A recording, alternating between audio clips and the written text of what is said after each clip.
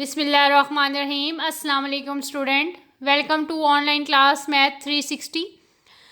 Last time हमने unit number 3 का जो है लेक्चर 2 किया था, जिसमें हमने जो है एक्सरसाइज 3.1 की थी। साइंटिफिक नोटेशन से रिलेटेड थी एक्सरसाइज, जिसमें हमने साइंटिफिक फॉर्म में करना था और ऑर्डिनरी फॉर्म में जो है उसमें क्वेश्चंस जो है उसको हमने कन्वर्ट किया था। तो आज का जो है हमारा लेक्चर होगा लेक्चर नंबर 3, जो है हमारा यूनिट नंबर 3 का लेक्चर नंबर 3 है। लेक्चर नंबर 3 में आज हम लोगरिथम की डेफिनेशन जो है उसको डिटेल से इसको यहाँ पे पढ़ेंगे। ठीक है, लोगरिथम क्या होता है, कैरेक्टरिस्टिक क्या होता है, उसके बारे में पढ़ेंगे। मैंटीसा क्या होता है उसके बारे में पढ़ेंगे। सारी डिटेल से जो है बच्चों आप लोगों ने आज का लेक्चर जो है वो बहुत इम्पोर्टेंट है, क्योंकि अगर आज के लेक्चर की आपको समझ आ गई तो इंशाल्लाह जो है आपको नेक्स्ट जो है इसमें लोगरिथम को फाइंड कैसे करते हैं और उसको जो है उसका एंटीलॉग किस तरह से फाइंड करते हैं, उसकी सारी डिटेल्स जो हैं वो आपको समझ आ जाएंगी। तो बच्चों आज का लेक्चर स्टार्ट करने से पहले आप जो है जिन्होंने अभी अभी ज्वाइन किया है मेरे चैनल को, आप सब्सक्राइब करें। ठीक है, और अगर आपको वीडियो पसंद आई है उसको लाइक करें और कमेंट करें। चलिए जी, हम स्टार्ट करते हैं लोगरिथम से। लोगरिथम की यहाँ पे हमारे पास जो है वो डेफिनेशन है। लोगरिथम में सबसे पहले लोगरिथम क्या है? Logarithms are useful tools for accurate and rapid computations. Logarithm with base 10 are known as common logarithms and those with base e and are known as natural logarithm. ठीक है, अब ये बेस क्या होती है, ये सारी डिटेल्स जो है वो आगे जो है मैं आपको फर्दर जो है डिटेल्स इसमें बताती हूँ कि we shall define logarithm with base a is greater than zero. तो a greater than zero, base a जो है यहाँ पे फर्स्ट ऑफ ऑल जो है सबसे पहले लोगरिथम जो है वो विद बेस ए जो है वो हम इसको डिफाइन करते हैं। जो ए जो है वो क्या होता है? नॉट इक्वल टू 1, यानी 1 के अलावा जो भी यहाँ पे होगा, यानी ग्रेटर दैन ज़ीरो का मतलब है कि पॉजिटिव, बेस जो है हमेशा पॉजिटिव होगी, और नॉट इक्वल टू 1 का मतलब है कि इक्वल टू 1 के अलावा और कोई भी हो सकती है, 2 हो सकती है, 3 हो सकती है, 4 हो सकती है, लेकिन वो पॉजिटिव होगी। ठीक है, तो अब जो है नेक्स्ट में देखें, यहाँ पे हम इसकी जो है प्रॉपर जो है वो डेफिनेशन जो है उसकी हम यहाँ पे पढ़ते हैं। Logarithm of a real number. ठीक है, logarithm of a real number क्या होता है? Logarithm of a real number में हम यहाँ पे देखते हैं कि if a raise to the power x is equal to y. देखिए ये हमारे पास एक्सपोनेंशियल फॉर्म है। If a raise to the power x is equal to y then x is called the logarithm of y to the base ए। यानी यहाँ पे हमारे पास base क्या है? ए। ठीक है, पावर हमारे पास क्या है? एक्स है, इज इक्वल टू क्या है? वाई है। तो देन हम किसको कहेंगे? X is called the logarithm of y to the base a and is written as, इसको हम कैसे लिखते हैं कि लॉग ऑफ ए वाई, यानी कि जो बेस होगी ना वो लॉग, यानी यहाँ पे नीचे जो है उसको हम मेंशन करते हैं log of a y is equal to क्या होगा? एक्स होगा। अब where a is greater than zero, ये मेंशन करना बहुत ज़रूरी है क्योंकि पॉजिटिव होना चाहिए हमेशा जो है बेस। ठीक है, और नॉट इक्वल टू 1, 1 के इक्वल नहीं होनी चाहिए।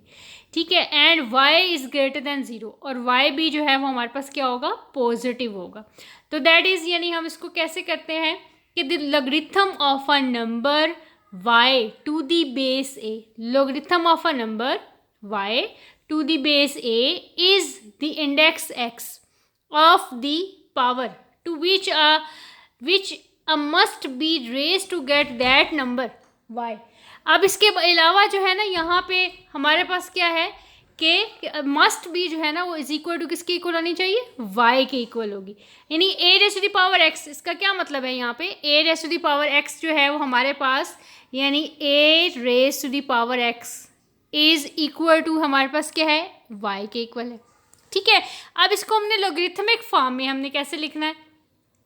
लोगरिथमिक फॉर्म में हमारे पास ये क्या वाली फॉर्म बनेगी? हमारे पास लोगरिथमिक फॉर्म में जो है बेस जो है यानी लॉग ऑफ वाई। ठीक है, लॉग ऑफ यहाँ पे क्या आ जाएगा? वाई, और बेस जो है यहाँ पे नीचे आ जाएगी, ये इज इक्वल टू क्या आ जाएगा? एक्स। यानी कि जो इंडेक्स है, जो पावर है ना हमारे पास, ये पावर जो है वो इक्वल टू में जो है वो हमारे पास जो है यहाँ पे चली जाती है। ठीक हो गया। अब इसी तरह से नेक्स्ट में आप यहाँ पे देखें कि इफ़ जो है हमारे पास क्या आ जाता है कि a raise to the power x, हम इसको थोड़ा सा डिटेल से जो है इसको इसकी रीडिंग कर लेते हैं। द रिलेशन हमारे पास जो है यहाँ पे है, the relation a raise to the power x is equal to y and log of a y is equal to x are equivalent. ये आपस में क्या होते हैं, इक्वलेंट होते हैं। When one relation is given, एक अगर आपके पास हमारे पास a raise to the power x is equal to y given है तो हम उसको किस तरह से लिख देते हैं, log of y to the base a is equal to x। ठीक है, तो it can be converted into the other, तो उसको हम दूसरे में कन्वर्ट कर देते हैं। अगर हमारे पास लोगरिथमिक फॉर्म गिवन है तो हम उसको एक्सपोनेंशियल फॉर्म में लिख सकते हैं, और अगर आपको एक्सपोनेंशियल फॉर्म यहाँ पे गिवन है तो आप इसको लोगरिथमिक फॉर्म में लिख सकते हैं। तो ये आप यहाँ पे देखें, log of y to the base a is equal to क्या है, x है, तो आप इसकी एक्सपोनेंशियल फॉर्म लिखेंगे तो कैसे लिखेंगे, a raise to the power x is equal to क्या हो जाएगा, y के इक्वल हो जाएगा। यानी कि जो हमारे पास इक्वल टू में जो है ना ये इंडेक्स होता है, ये x जो है ना हमारे पास क्या इंडेक्स है, ये पावर है। ठीक है, इसको हम यहाँ पे मेंशन कर देते हैं, a raise to the power x is equal to y। अच्छा, अब उसके बाद जो है नेक्स्ट में a raise to the power x is equal to y है and log of y to the base a is equal to x are respectively जो है हमारे पास क्या है, exponential and logarithmic form of the same relation. यानी हमारे पास ये एक्सपोनेंशियल और लोगरिथमिक फॉर्म है। तो जैसे हम इसको एक्सप्लेन कैसे करते हैं, to explain these remarks we observe that कि हमारे पास 3 स्क्वायर जो है इज इक्वल टू किसके इक्वल होगा, 9 के इक्वल होगा। 3 square is equal to 9 is equivalent to, हम इसको लोगरिथमिक फॉर्म में जो है किस तरह से लिखते हैं, इसकी लोगरिथमिक फॉर्म जो है वो हमारे पास आ जाती है। अब ये है कि 3 स्क्वायर इज इक्वल टू 9। ठीक है, 3 क्या है यहाँ पे बेस है, 2 यहाँ पे पावर है। ठीक है, अब क्या करते हैं कि इज इक्वल टू क्या है, 9 है, तो ये यहाँ पे देखिए अगर इसको कंपैरिजन करें, ये क्या है, a raise to the power x is equal to y है, यानी a यहाँ पे 3 है, x यहाँ पे 2 है और y की वैल्यू क्या है, 9 है। तो हम इसको इसकी इक्वलेंट टू क्या होगा, ये log ऑफ 3। ठीक है, log ऑफ 9, पहले आप 9 बोलें, log of 9 to the base 3। ठीक है, log of 9 to the base 3 is equal to क्या है, हमारे पास 2 के इक्वल है। अब इसी तरह से यहाँ पे है कि and 2 raise power -1 is equal to है 1/2। हमें पता है कि 2 रेज़ पावर -1/2 इसका रेसिप्रोकल है, यानी किसके इक्वल होता है, 1/2 के इक्वल होता है। इज इक्वलेंट टू किसके इक्वलेंट होगा, इक्वलेंट टू log ऑफ 2। अच्छा, अब यहाँ पे बेस क्या है, 2 है। ठीक है, तो log of 1/2 to the base 2 is equal to क्या आ जाएगा, -1 हो जाएगा। ठीक है, तो ये लोगरिथम ऑफ अ नंबर, ये एक नोट है यहाँ पे मेंशन किया हुआ है, logarithm of a negative number is not defined at this stage. Negative जो है नंबर का लोगरिथम जो है ना वो हम डिफाइन नहीं कर सकते। हाँ, अगर किसी को एक्सपोनेंशियल अगर कोई पास फॉर्म है उसको आप लोगरिथमिक फॉर्म में जो है वो लिख सकते हैं, चाहे वो नेगेटिव नंबर है। लेकिन जब यहाँ पे डेफिनेशन जो आ जाती है ना बेस के हवाले से, कि बेस जो है ना वो हमेशा पॉजिटिव होनी चाहिए। ठीक है, और हमारे पास जो है जैसे a raise to power x is equal to y है, तो ये भी पॉजिटिव होगा ना, ऑब्वियसली ये पॉजिटिव होगा। a raise to power x is equal to y, y भी हमेशा जो है वो पॉजिटिव ही होगा। ठीक है, क्योंकि हम a की कोई भी पावर ले रहे हैं, a की पावर हम यहाँ पे जो है वो 0 ले रहे हैं, a की पावर हम 1 ले रहे हैं, a की पावर 2 ले रहे हैं, 3 ले रहे हैं, तो y ऑलवेज इक्वल टू क्या होगा, पॉजिटिव ही होगा। y की वैल्यू हमेशा पॉजिटिव होगी। ठीक हो गया। अब similarly we can say that कि हमारे पास जो है log of 27 to the base 3 जो है वो इज इक्वल टू 3 है, इज इक्वलेंट टू, अब हम इसको लिखेंगे तो ये देखें base 27 is equal to 3 power 3 हो जाएगा। तो देखें इक्वलेंट हो गया ना, एक दूसरे के इक्वल हो गया। यानी कि ये बात जो है क्लियर हो गई है कि अगर आप कोई भी आपको क्वेश्चन गिवन है एक्सपोनेंशियल फॉर्म में तो आप उसको लोगरिथमिक फॉर्म में लिखें, या लोगरिथमिक फॉर्म से उसको आप एक्सपोनेंशियल फॉर्म में लिखें, तो दोनों कंडीशंस में आपस में क्या होंगे, इक्वलेंट होंगे, इक्वल होंगे। ठीक हो गया। फिर इसी तरह से नेक्स्ट में जो है इसके फर्दर जो है वो हम एग्जाम्पल देख लेते हैं। एग्जाम्पल यहाँ पे क्या है कि इसमें है find log of 2 to the base 4, that is find log of 2 to the base 4। यानी कि ये इस तरह से इन्होंने यहाँ पे मेंशन किया हुआ है कि हमने इसको फाइंड करना है। अच्छा, इसको हम फाइंड कैसे करते हैं, फाइंड कैसे करते हैं, हम लेट कर लेते हैं कि log of 2 to the base 4 जो है ना वो इज इक्वल टू किसके इक्वल है, x के इक्वल है। देन इस एक्सपोनेंशियल फॉर्म, इसकी एक्सपोनेंशियल फॉर्म क्या होगी, एक्सपोनेंशियल फॉर्म इसकी होगी 4 raise to the power x is equal to क्या होगा, 2 होगा। ठीक है, अब यहाँ पे देखिए 4 रेज़ टू पावर x है, तो हम इसको अगर यहाँ पे दोनों की बेस इक्वल अगर हम इसमें करते हैं 2⁻²x इज इक्वल टू क्या होगा 2⁻1। तो ये we shows that 2⁻x is equal to क्या आ जाता है यहाँ पे 1 के इक्वल आ जाता है।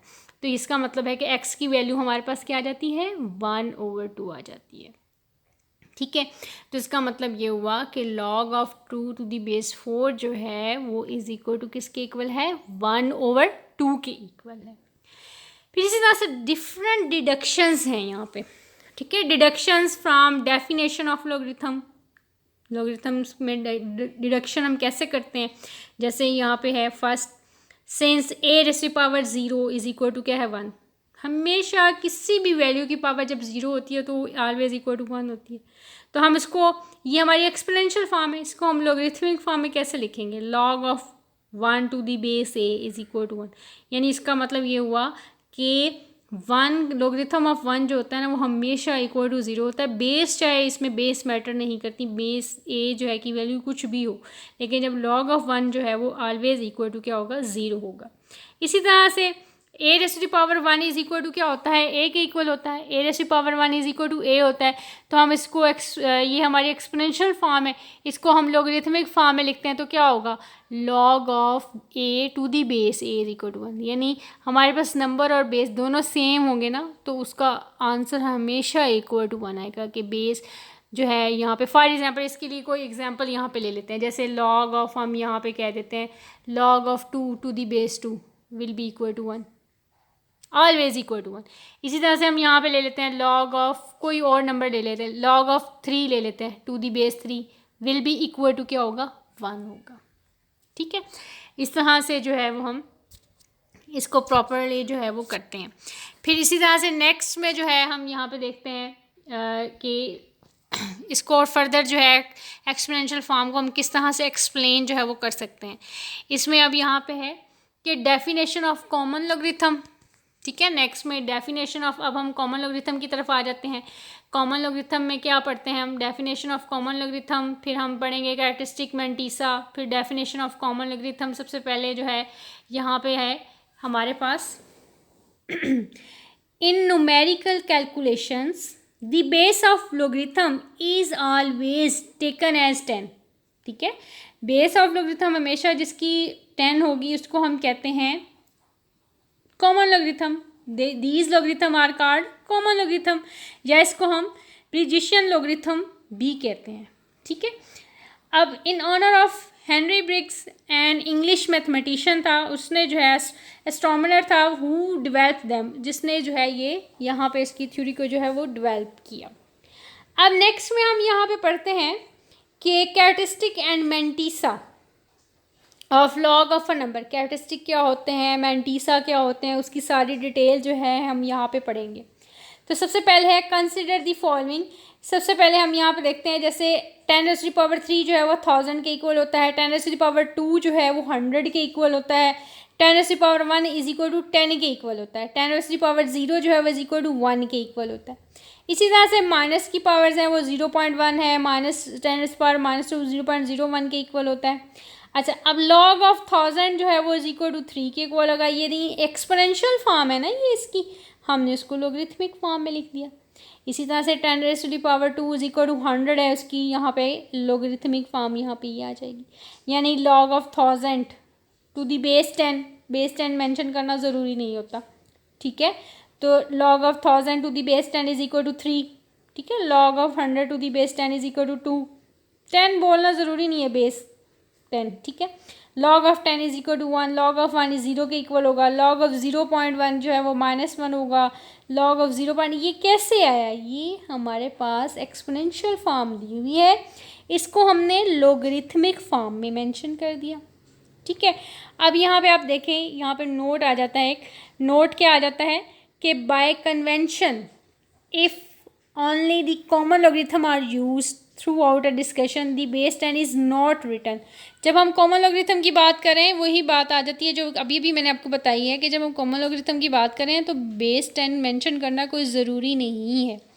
ठीक है, अब also consider the following table. एक और टेबल है, फाइंड द नंबर्स फाइंड करने हैं बिटवीन 1 and 10। तो उनका लॉगरिथम जो है एक डेसिमल फॉर्म में होगा, बिटवीन 10 एंड 100 तो उसका जो लॉगरिथम होगा ना 1 प्लस डेसिमल की फॉर्म में होगा।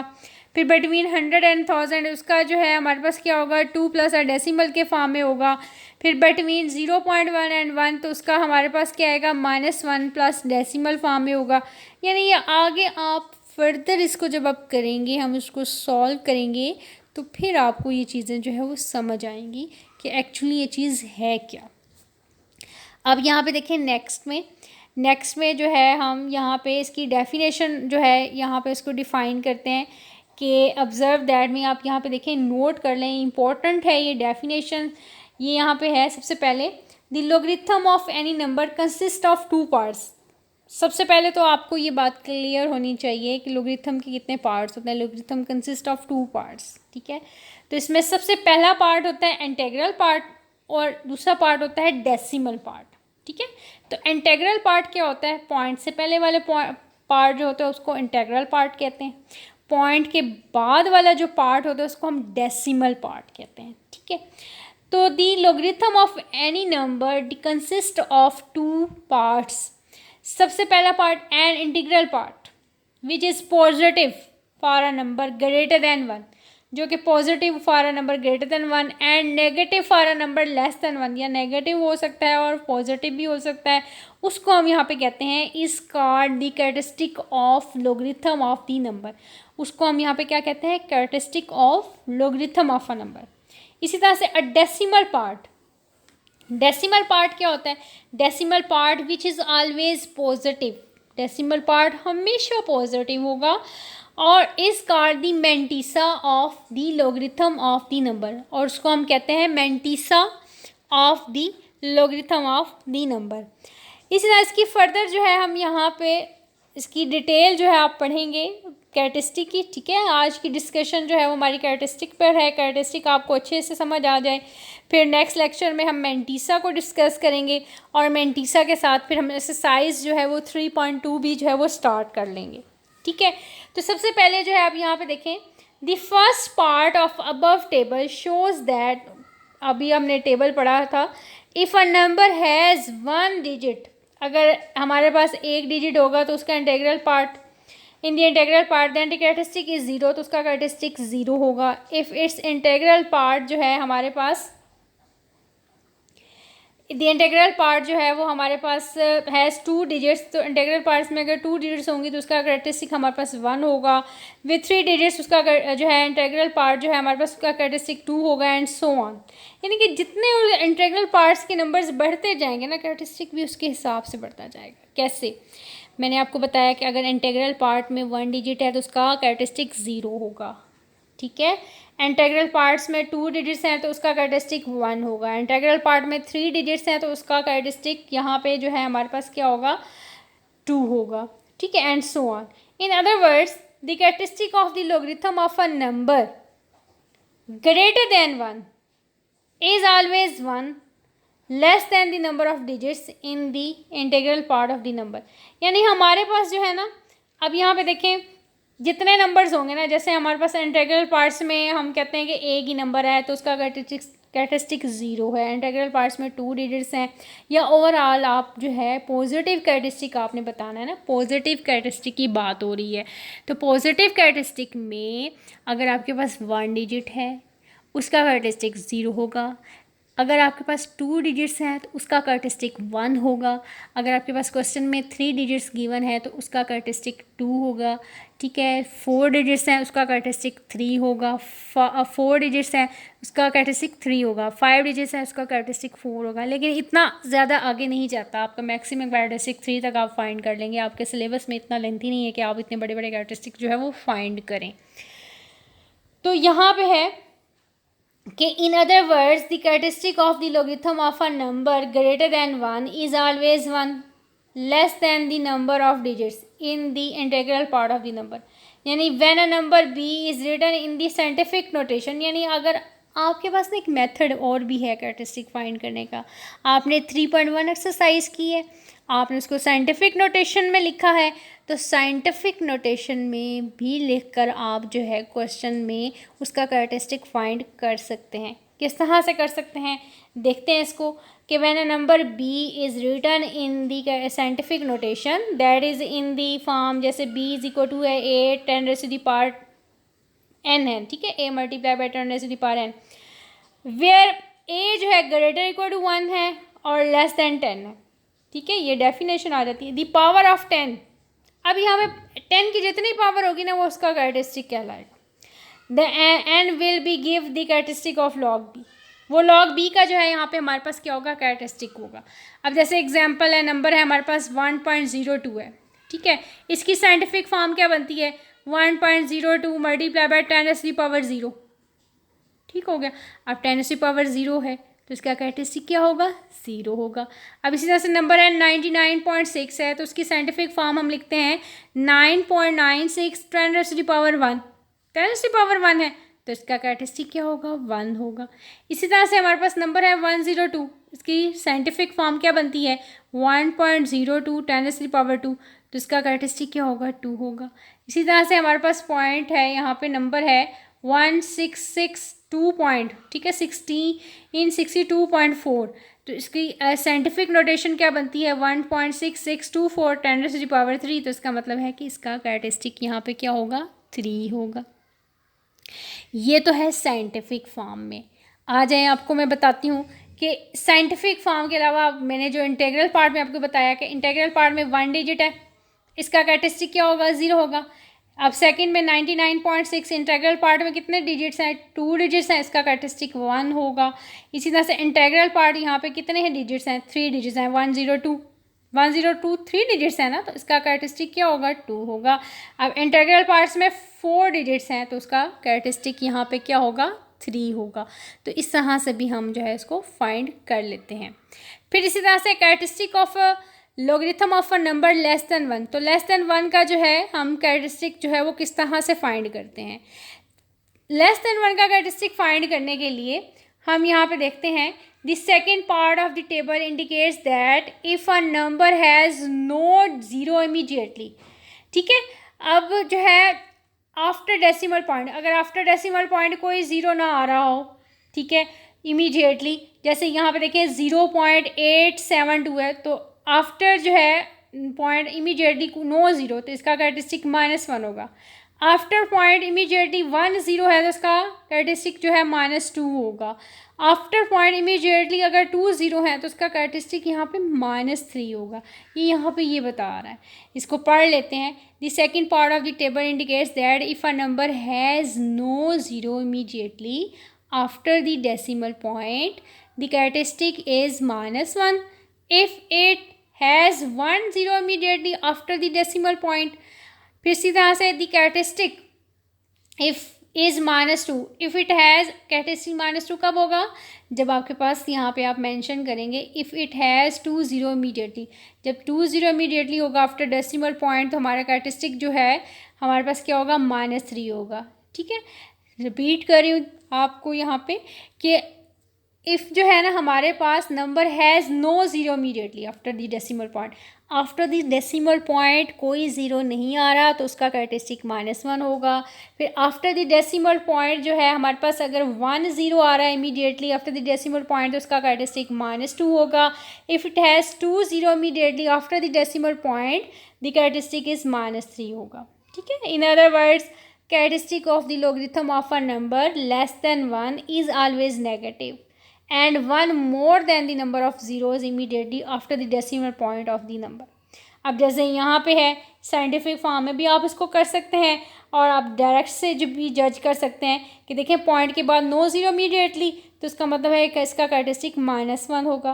पॉइंट के बाद 1 0 इमीडिएटली इसका मतलब है इसका कैरेक्टरिस्टिक -2 होगा। पॉइंट के बाद 2 0 है इमीडिएटली तो इसका मतलब है इसका कैरेक्टरिस्टिक -3 होगा, ठीक हो गया। फिर इसके बाद when a number is less than 1 the characteristic of its logarithm is written by convention, यानी हम उसको -3 यानी इसको ना हम बार जो कैरेक्टरिस्टिक होता है ना ऊपर बार लाइन में जो है ना हम उसको मेंशन करते हैं कि माइनस ऊपर जो है ना बार लाइन जो है ऊपर ये माइनस को शो कर रही होती है तो इसको हम इस तरह से पढ़ते हैं, ठीक है। तो इसका मतलब है ये अब ये नीचे जो नोट मेंशन किया हुआ है इस नोट का क्या मतलब है यहाँ पे कि नोट -2.3748 डज नॉट मीन -2.37, ठीक है। इसका मतलब यही होगा, इसका मतलब ये कि -2 जो है वो नेगेटिव है, बट 0.3748 जो है ना वो हमारे पास पॉजिटिव है, ठीक है। तो डियर स्टूडेंट, ये था आज का हमारा लेक्चर जिसमें हमने लोगरिथम के बारे में पढ़ा, लोगरिथम की डेफिनेशन हमने पढ़ी, कॉमन लोगरिथम क्या होता है हमने उसके बारे में पढ़ा, फिर उसके बाद हमने कैरेक्टरिस्टिक को डिटेल से जो है यहाँ पे पढ़ा। तो उम्मीद है आपको कैरेक्टरिस्टिक आज समझ आ गई होगी। अगर कोई भी कन्फ्यूजन है, आपको कोई क्लियर नहीं हुई चीज़, तो आप जो है वो पूछ सकते हैं, आप कमेंट कर सकते हैं। और नेक्स्ट लेक्चर में इंशाल्लाह हम लोग जो है मैंटीसा के बारे में डिटेल से पढ़ेंगे और कैरेक्टरिस्टिक भी आपको जो है थोड़ा सा एक दफ़ा रिवाइज़ करेंगे कैरेक्टरिस्टिक को भी, और एक्सरसाइज 3.2 को भी स्टार्ट करेंगे, ठीक है। आपने इसकी अच्छे से इसकी प्रैक्टिस करनी है, इसको समझना है। कोई कन्फ्यूजन है तो आपने पूछना है, ठीक है। अपना बहुत सा ख्याल रखिएगा। स्टे ब्लेस्ड, टेक केयर, अल्लाह हाफिज़।